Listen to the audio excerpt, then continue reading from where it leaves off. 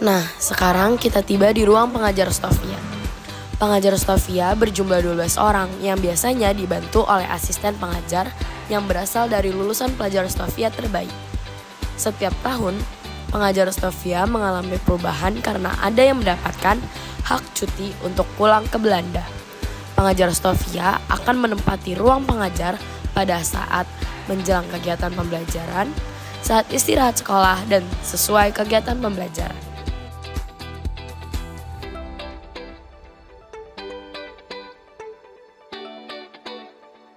Selain pameran tetap, ada juga pameran sementara yang diadakan di Museum Kebangkitan Nasional. Seperti saat kami berkunjung, ada pameran Mari Berlenso yang dibuat oleh Irama Nusantara. Lenso merupakan bentuk musik populer yang dibuat oleh Soekarno, mencerminkan perpaduan wacana negara dan pembentukan budaya di Indonesia selama periode 1950 sampai 1965. Kami dapat berinteraksi dengan buku album lirik musik Lenso. Kami dapat mengenal berbagai macam penyanyi Lenso, mendengarkan musiknya, dan menonton video sejarah musik Lenso. Sekarang kita berada di ruang asrama Stovia, atau yang bisa disebut Slapzal. Pada 1 Maret 1902, kegiatan pendidikan kedokteran pindah ke Gedung Stovia, atau Sekolah Pendidikan Dr. Bumi Putra. Gedung Stovia dirancang untuk memenuhi semua kebutuhan para pelajar, sehingga dilengkapi dengan beragam fasilitas pendukung kegiatan pendidikan. Pelajar Stovia harus tinggal dalam asrama yang memiliki peraturan sangat ketat. Semua penghuni dituntut untuk hidup disiplin dan tanggung jawab. Aktivitas para pelajar diawasi oleh pengawas asrama yang dipanggil Supos, yang setiap malam keliling asrama untuk memeriksa kondisi ruangan dan penghuninya. Nah, teman-teman, sekarang kita ada di Sofia Hall nih. Nah, ceritanya begini. Pemerintah Hindia Belanda mendirikan Stovia sebagai pengganti sekolah dokter Jawa. Proses seleksi untuk menjadi pelajar Stovia dilakukan secara ketat sehingga sekolah ini menjadi tempat berkumpulnya pelajar Bumi Putra yang cerdas. Mereka tidak hanya belajar ilmu kedokteran, tapi ilmu budaya dan ilmu politik dipelajari juga.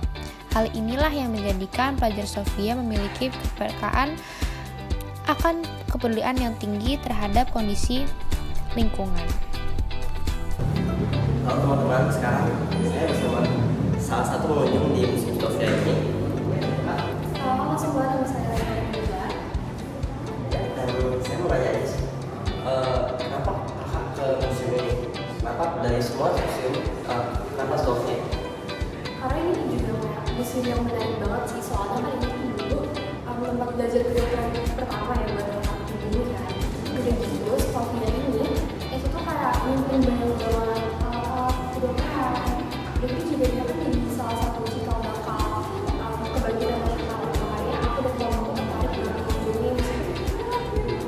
Dan kalau yang paling menarik dari museum ini sepanjang kunjungan kakak apa ya? Sebenarnya aku belum eksplor semua, tapi sejauh ini yang kayak kasih banget itu tadi ada alat produksi kepala.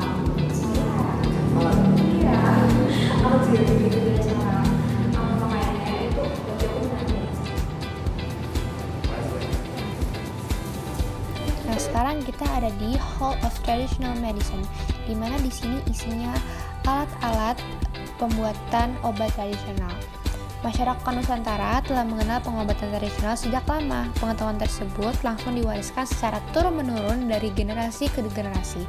Masyarakat tradisional mempercayai hal yang bersifat mistis atau supernatural sebagai penyebab datangnya suatu penyakit yang proses penyembuhannya melalui bantuan dari dukun atau orang yang dianggap mempunyai kemampuan penyembuhan. Dukun memiliki kedudukan terhormat di masyarakat karena berperan penting dalam upacara ritual masyarakat. Beragamnya penyakit pada masyarakat tradisional melahirkan beragam profesi dukun sesuai dengan kemampuannya dalam menyembuhkan penyakit. Misalnya dukun bayi, dukun urut, dukun sunat, dan sebagainya. Masyarakat di Nusantara juga mengenal pengobatan tradisional yang bersifat herbal dengan menggunakan racikan tanaman-tanaman tertentu yang dipercayai dapat menyembuhkan penyakit. Pengetahuan tentang khasiat dan cara pembuatan obat tradisional ini didapatkan secara turun-menurun. Relief pada dinding Candi Borobudur, Prambanan, dan Penatanan merupakan salah satu bukti pemanfaatan tanaman sebagai obat. Racikan obat herbal di Indonesia dikenal dengan nama jamu. Jikalah saudara rindu dengan keindahan kampung halaman syahdu, janganlah khawatir. Sebagai sarana untuk berolahraga, Stovia menyediakan lapangan-lapangan luas hijau merana yang mencakupi seluruh keperluan jasmani saudara. Baik untuk pertandingan bola voli sampai tempat lesehan. Tempat ini cocok untuk berekreasi sambil mendengarkan alunan.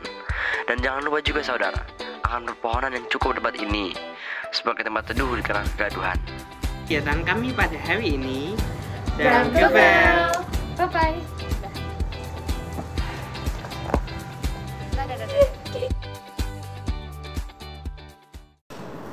Tapi kayak kenapa ada potensi? Kan tadi kita buat praktek mahasiswa, berarti nggak mungkin ada darahnya. Buatnya pas nggak? Yang itu nggak apa-apa. Kembali ke dia aja. Kau punyanya dia kembaliannya.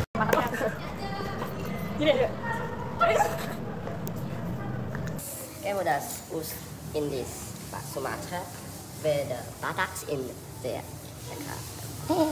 Bangka, Anca, Serang, Bandung, Kalt und Samarang, Surakarta, Surabaya, Kalimantan, Banjarmasin,